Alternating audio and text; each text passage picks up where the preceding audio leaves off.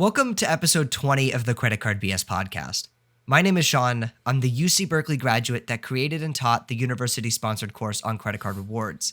I'm here today with my co-host, Sherwin. Hi everyone, I'm Sherwin. I'm a Stanford student who's really into the credit cards, points, miles, and travel hobby. Got into this more than a year ago. Since then, I've accumulated a lot of points and gone on a lot of cool trips. I'm here to share with you some of the things I've learned along the way, along with Sean. The reason this podcast is called the Credit Card BS podcast, as many of you probably know by now, is that the initials B and S reflect the schools that Sean and I attend, respectively, Berkeley and Stanford. But as always, we've put away our differences today to talk about credit card rewards. So today's episode, world's best flight redemptions. So if you listened to last week's episode, we talked about the world's best hotel redemptions. But let's talk about the other side of things, the flights, the airfare. So, Sean, why don't you take it away? Yes, so last week we talked about where to stay, but now we got to talk about how to get there and how to get there in style. So I think first we're going to talk about one of the most famous flight redemptions in the world. This is something that a lot of people aim for. This is considered to be the world's best business class. I have flown this product myself, and I can't agree with that. Of course, we're talking about Qatar Q Suites. Qatar is an amazing airline. They have an amazing business class product, and booking it isn't that expensive, fortunately for us.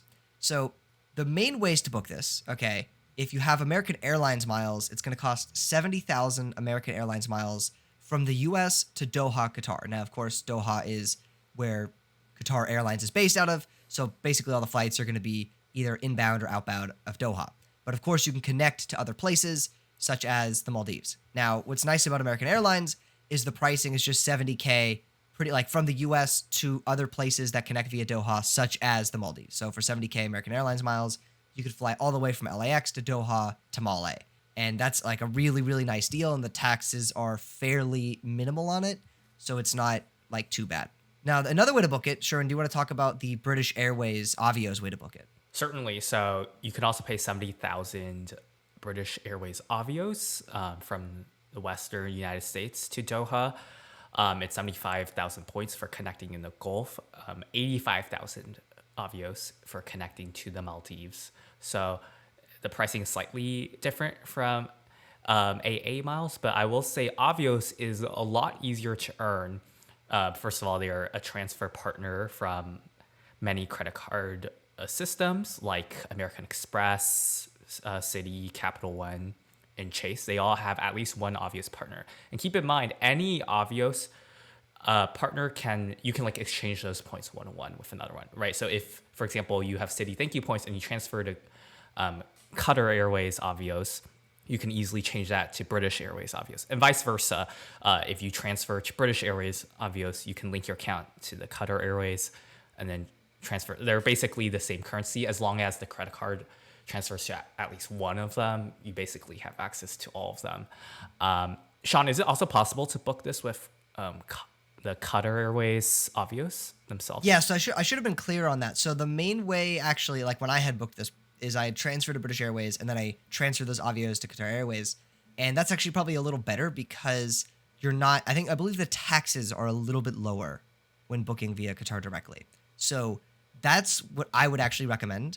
But the nice thing that since you can transfer Avios from British Airways to Qatar Airways, what makes it nice is a lot of banks will have transfer bonuses to British Airways. So when we talk about 70,000 miles one way, oftentimes it could be less American Express points than that, even usually 30, 40, even sometimes 50% of a 30, 40, 50% bonus to British Airways. So it will help save your costs a lot if you're able to time it with the transfer bonus. Now, I do want to say that previously the availability wasn't so bad on it. At time of recording, it's bad. There's no availability whatsoever. It doesn't exist. Now, when you're watching this, I cannot say for certain, maybe the availability's gotten better. It used to not be so bad. So I'm hoping they'll bring it back. I'm hoping the availability will be better because this is really an amazing product. And it is a pretty competitive deal for how long of a flight you're able to fly. I also want to throw in that, as you mentioned, it was 75,000 points for connecting within the Gulf. Now, this is a business class flight redemption. However, when you are connecting in the Gulf, particularly this is important if you're connecting out of Doha. So if you're going like United States, Doha, maybe Dubai from there. The flight from Doha to Dubai, the Gulf flight, that is not marketed as business class. It is technically marketed as a first class flight. What's important about that is if you're flying into Doha and with your next flight being an outbound Qatar Airways first class flight technically, you would have access to the Al Safwa first class lounge, which is considered one of the best, if not the best, first class lounges in the world. I visited it. It's amazing. Hot tub, nap rooms, the whole works. So that's a really nice extra if you can grab that, like, that Gulf flight as well. Yeah, and Sean, I've heard a lot of people say that this product is like a first class experience for the price of business class, basically. Would you agree with that characterization?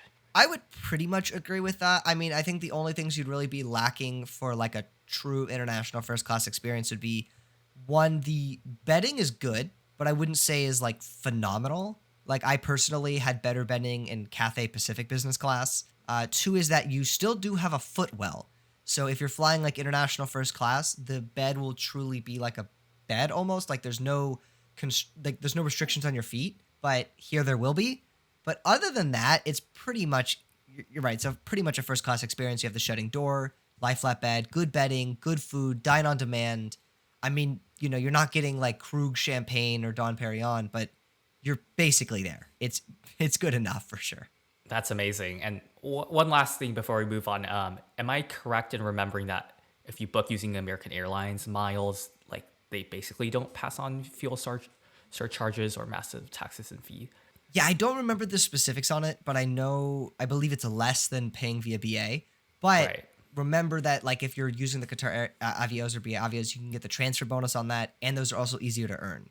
So I think it's going to depend like true. on your itinerary and at the time, what the taxes are at the time and stuff. Personally, given the choice for me, I would book direct with Qatar Airways Avios, but that's because they usually time these transfer bonuses. But it's going to depend on your situation. That's a good point. And I think American Airlines miles also, like if you book with them and you need to change or cancel, they don't charge you anything, which is like an advantage if like you're less sure about if you're going to go. Huge advantage, yeah. Okay, let's move on to the next product. So this one will be Emirates First Class. Now, one thing to note that even with points and miles, this is going to be quite expensive of product. So Sean, you kind of want to give us the details. Yeah, so okay, in terms of the product real quick, it is world class. This is one of the best world's best first class products, period. So on the, it's particularly on the 777, it's called the Game Changer Suites. So like it's a single, or it's basically a 1-1-1 configuration. And what's so cool about it is like the middle seats, for example, have like virtual windows, so you can still see out even if you're in the middle row. It's like brand new. It is phenomenally nice and plush and everything. If you're doing the A380 with the old product, don't fret. You're still going to have some nice benefits, such as an onboard bar/lounge to hang out with, although the business class passengers, the peasants, also have access to that, so it's not as exclusive as you might think. But there's also like the onboard shower, which is, you've probably seen that on Instagram, people taking showers in the sky. Fortunately, though, it's very expensive. So it's about 186,000 Emirates miles for something like LAX to Dubai to Male, which is, first of all, it's really hard to book. Second of all, that's expensive. I just flew ANA the suite for 55,000 miles one way before any transfer bonuses. So that's expensive. And of course, they also pass on fuel surcharges. So Sherwin, do you want to talk about like what kind of taxes we're going to be seeing on this? Yeah, it can be quite steep. We're looking at like more than $800 perhaps for a long haul flight. So, it can actually alter your like cents per point valuation sometimes. Yeah, and it's like it's an expensive redemption. So you have to consider it from the lens of this isn't a like cheap, deal that popped up that you can just book a bunch of these at.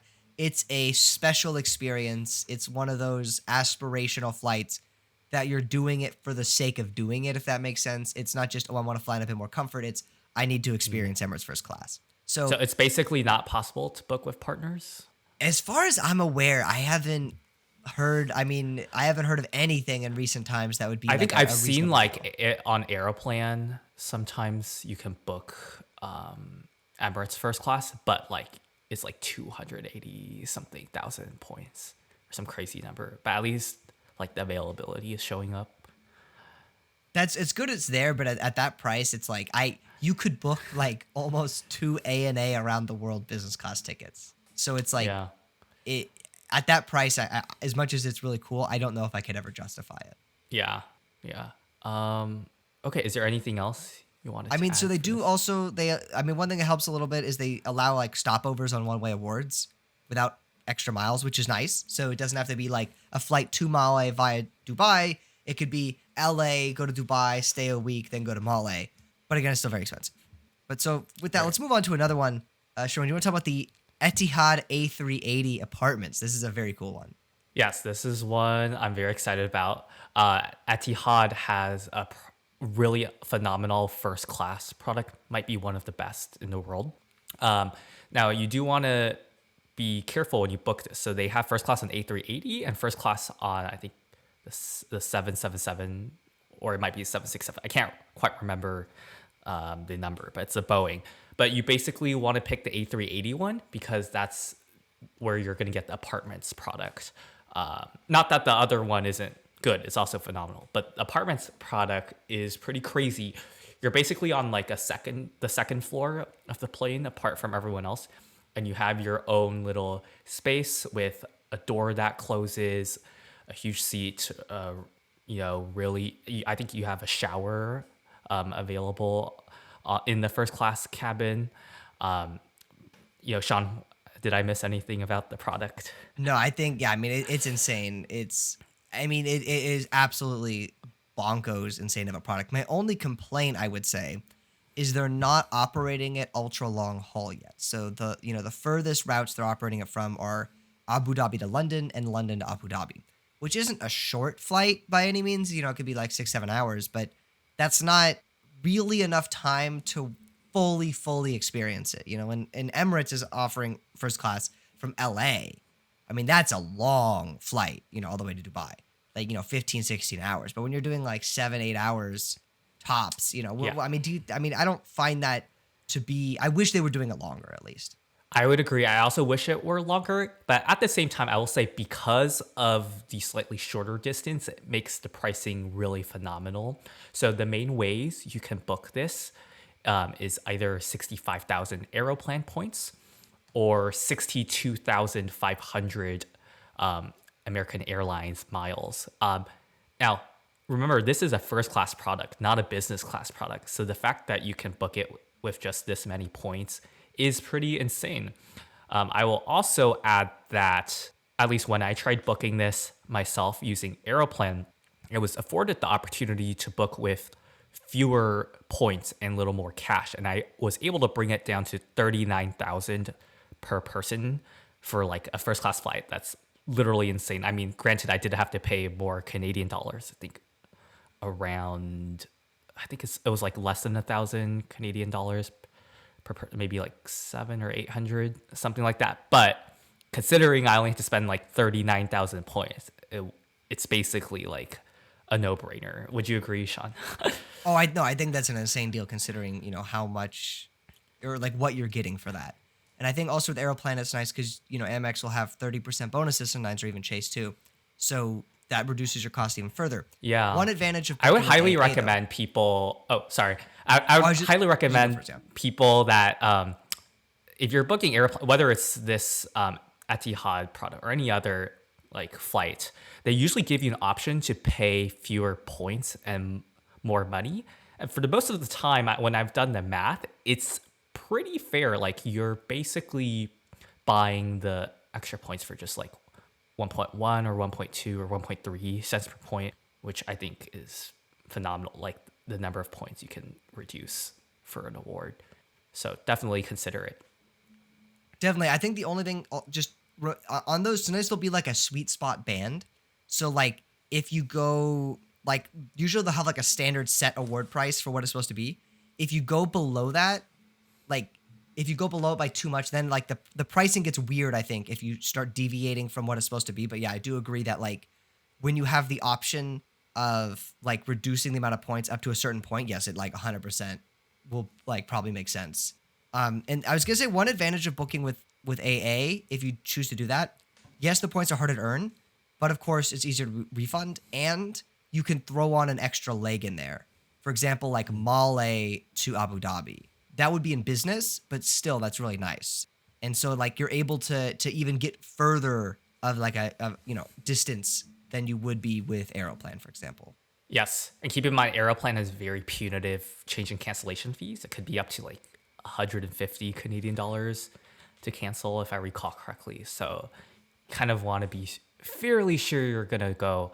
Though I have seen other people online say like they book the type of award that's like fully refundable, which costs more points, but then they're able to change it to the like the cheaper one but less refundable one, like closer in when they're more sure they're able to go. So, but I can't vouch for that if that works because I've never done it myself. But yeah, something to research if you're interested. Interesting, yeah. Okay, should we move on to the next product?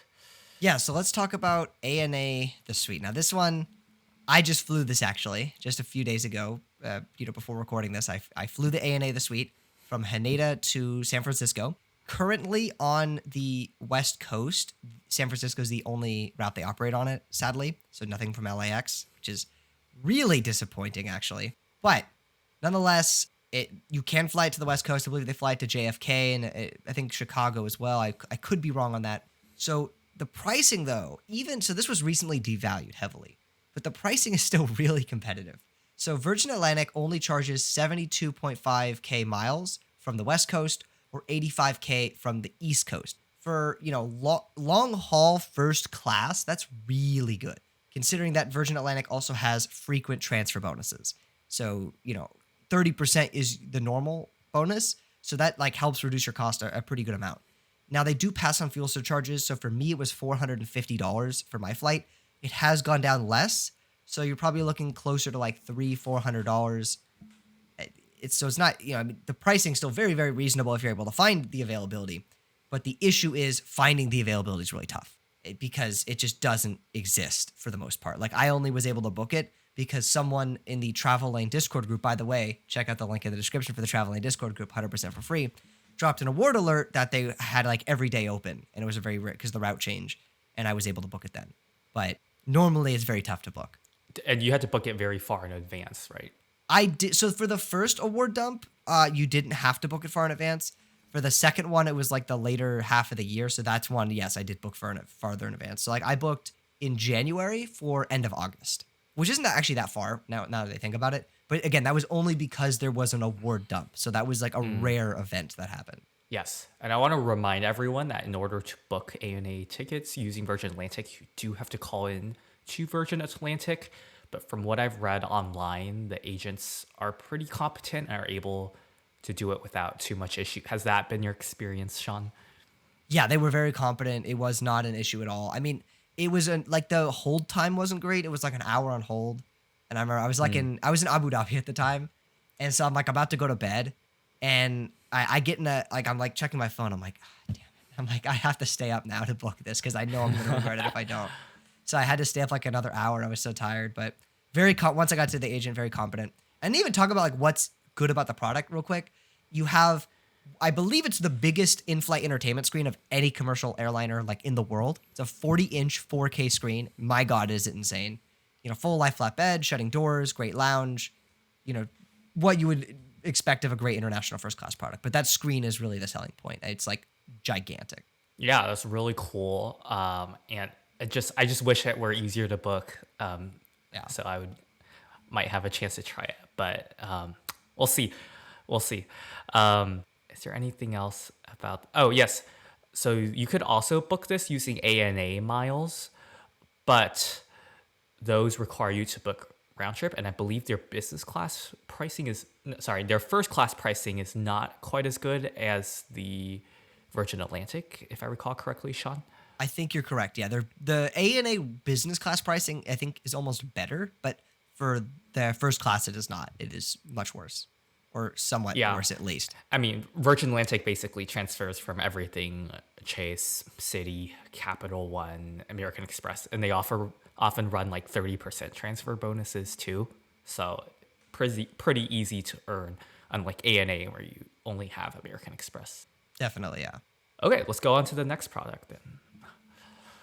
For sure, yeah. So Air France La Première. Now, this is by some people considered the world's best first class. It's a very exclusive product. So what makes it so exclusive? There's only 4 seats in the cabin. You have one of the world's best lounges if you're flying out of Charles de Gaulle Airport. It is supposed to have amazing food, amazing service. Like there's no like shutting door, but there's like a curtain, which is kind of cool. Now, the problem with this, okay, it's a really amazing first class product. If you Google some pictures of it, it is phenomenal.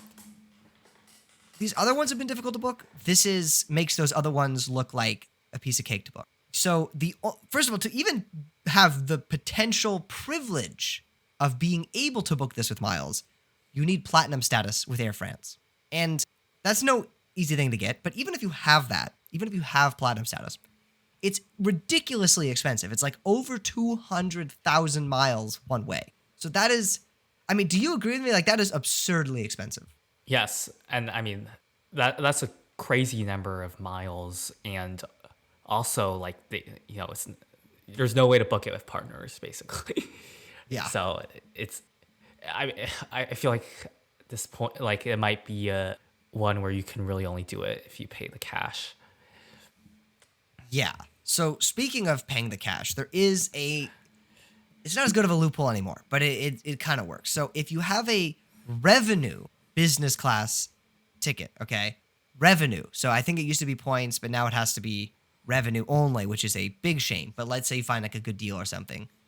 You can potentially upgrade to La Première on the day of departure, like your check-in. The pricing could be about $2,000, could be more, could be less. It is known to depend on the airport you are flying out of or into. So, for example, if you're flying like SFO to Charles de Gaulle, it may be more expensive. You know, SFO's a soup, you got all that tech money. If you're flying out of Charles de Gaulle, it's probably going to be expensive. I heard Mexico City had cheaper pricing. That was some of the cheapest ones that you could do. But it still is going to be expensive, and it's still going to be very random. This is like as aspirational redemptions come. It's like, ridiculously hard to book. Yeah, I think given the status you needed to book, the number of points you need to book, even if you have the status, and I just think, unfortunately, this is out of reach for most people, even ones in this hobby. I agree. With that, though, Sherwin, do you want to talk about one that is a bit more attainable, especially pricing-wise, Lufthansa first class? Sure. So Lufthansa 747 first class can be tough to find availability, but if you book close in, so around like T minus 14 days, you might be able to find stuff. Usually the best way to book this is using Avianca Life Miles. Generally, they don't pass on fuel surcharges, so that can bring down the cost, especially on like a European carrier where these fuel surcharges can be quite expensive. From what I've read, one of the highlights of this product is that they have amazing like ground service. They kind of like bring you to the gate and chaperone you through the airport and that kind of stuff. Sean, did I recall correctly? Yeah, no, you're correct on that. I think that's like they have like their own like dedicated terminal at Frankfurt. It looks to be an amazing product. It's on the older side. There's no like private doors or anything, but it still looks to be a really nice and comfortable, place to fly. The thing about the availability, it can be a bit tough, especially because one, you can really only book it at 14 days out. Now, depending on your route, it will also change. So it's 87,000 life miles from Frankfurt to like LAX. But if you do something like Chicago, it's much easier to find, or JFK. The problem is you're working with a shorter flight there. Now, so the pricing like is pretty good though, especially when there's like some, usually like there's like a 15% transfer bonus sometimes from Amex to Avianca Life Miles. No fuel surcharges, so very cheap taxes. Yeah. An interesting I've little seen 30% transfer bonus from City as well, or they also have City and Capital One. 30% is pretty good. Yeah. So an interesting quirk to make this even cheaper of the Life Miles program is they allow mixed cabin awards for cheaper pricing than if you had just booked the like LAX to Frankfurt leg. So for example, let's say you were to fly from Madrid to Frankfurt, and then and that first flight is either in economy or in business class. And then from Frankfurt to LAX, it's in first. That whole itinerary would actually be cheaper than Frankfurt to LAX just in first, because they have this weird weighting system where basically they weight the total distance you're traveling, and then they multiply each leg by like the percentage of the of the total journey you're traveling in, and then they take the cost of that cabin. So by that system, adding on a business or economy leg either prior to or after the Frankfurt leg, it's going to be like cheaper overall. So if you want to, like, let's say you don't want to fly to Frankfurt, let's say you want to fly somewhere else in Europe or wherever else, it can actually be cheaper to add on that leg, and that's a cool little quirk. Now you have to deal with Avianca IT, which is, my God, it's a bit tough, but if you can do that, it's a great deal. Yeah, I read online that people have been having issues with the website recently, at least at the time of recording, and that like if you use Firefox, it seems to work, but it might not work on other browsers. So, yeah, definitely, I think a steeper learning curve than some other programs in terms of Avianca Life Miles, but still an amazing deal in my opinion, especially if you can take advantage of that weird rule of like the mixed cabin awards. You can tack on something that's not first class and actually bring down the cost. It's a great opportunity. I agree 100%. Okay, so with that, okay, we should move on to the next one. Let's final one actually. Yes, so this is Japan Airlines first class. So it is going to be 80,000 points from using American Airlines miles from United States to Tokyo. Now, that's really great value considering I think business class would cost you 60,000 American Airlines miles. For only an additional 20,000 miles, you can go from business to first. So I don't know, Sean, it seems like if there's availability, I would definitely pay those extra 20,000 points with you. I wouldn't even question it. If there's especially because like, there's very little taxes on it. It's refundable and it's anywhere in the US to Tokyo. So like the East Coast isn't more expensive despite being a longer flight. So that like 20, you can't even debate that. Like, I mean, if you're like in this game, like you got to take that. I'm sorry. Like assuming you have the miles and could spare it, it's for sure worth it.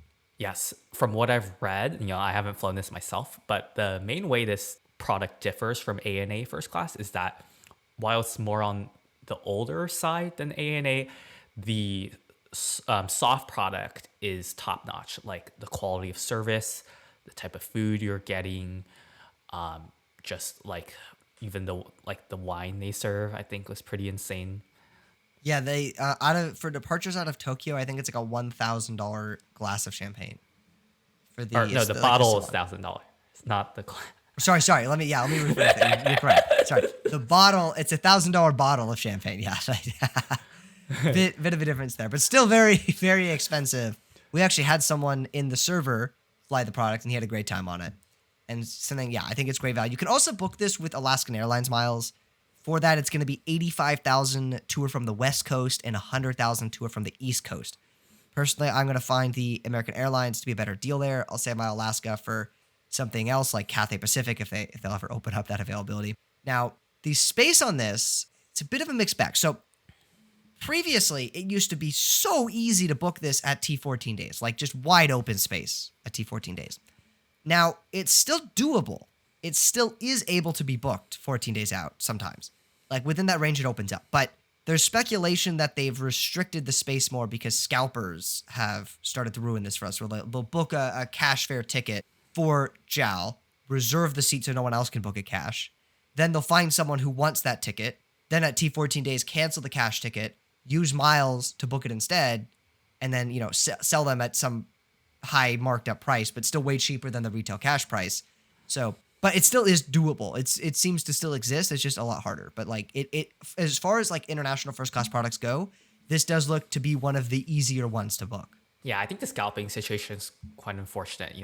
Obviously violates these airlines' terms of service. I hope they find a way to patch it up so it's harder to do that because it just ruins it for everyone else. But yeah, if you're able to book this, definitely do it. I think it will be very worth it.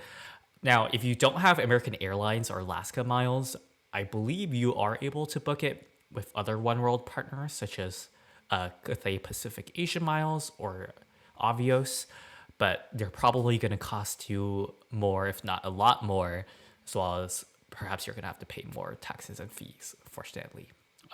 But it is perhaps possible if you just want to transfer from one of the credit card transferable currencies. Yeah, you're right. It's not going to be as ideal, but it is like a backup option if you have it. But if you have AAA, I just recommend doing that.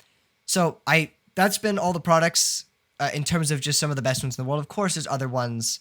We're not again saying these are like necessarily the best deals, but these are just the most aspirational, best products you could book in the world for first class. I mean, there's a few other ones, but these are all amazing products. If you're able to book any one of these, you're going to have an amazing flight for sure. These are all very aspirational, great redemptions.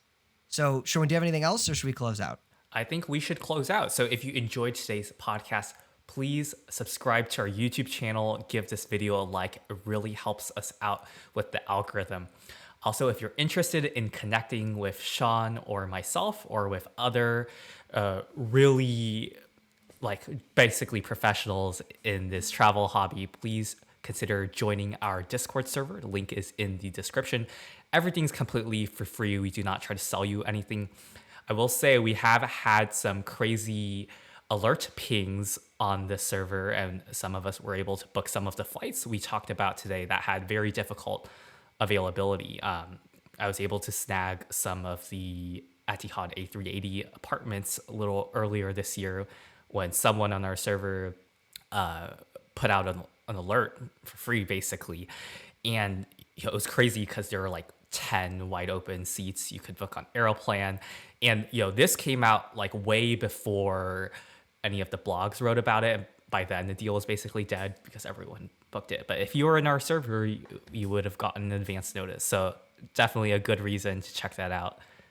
Definitely, yeah. I was able to book the suite and also, as you said, the apartment as well. So great people completely there. for free. So anyway, please go check those out. And also, if you're interested in signing up for any credit cards to earn some of these miles, perhaps to use on one of these flights, please consider using the links in the description below. It greatly helps us out. You have no idea. Definitely. So we hope you've enjoyed, and we will see you next week.